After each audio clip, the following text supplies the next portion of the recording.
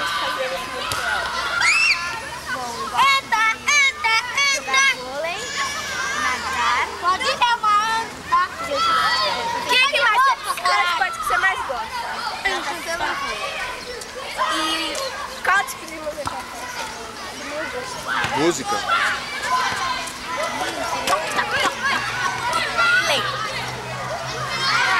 Rockabilly. Posso ficar mais ou menos? Então, olha, qual a cidade? Qual a cidade? Muita programação de televisão, programa de TV. Qual é o programa que você mais gosta? A nossa invitada. Ô, tipo, pode fechar, tio. Mas eu vou gravar depois.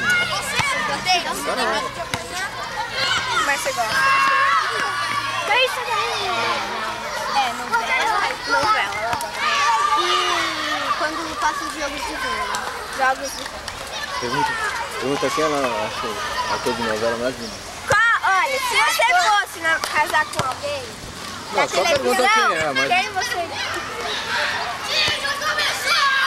não sei, né? Mas quem eu acho bonita, mais bonita. Não, de novela. Ah, de novela.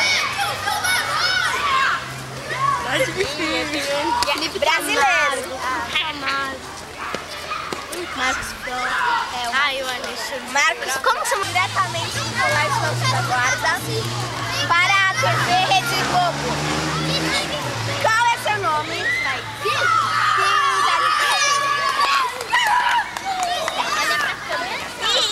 Olha pra câmera. Então, desmarcou. O que você mais gosta de fazer? Depois eu quero entrevistar escorregar na escada do colégio, eu também. E aí, o que acontece depois que você escorregar na escada do colégio?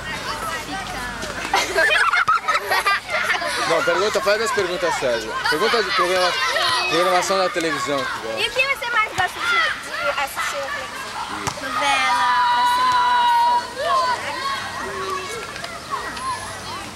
televisão? Novela. Então agora vamos chute. O esporte que você mais gosta? Não sei jogar vôlei, então também não gosto. O quê? O quê? Nadar. Mas nada de novo.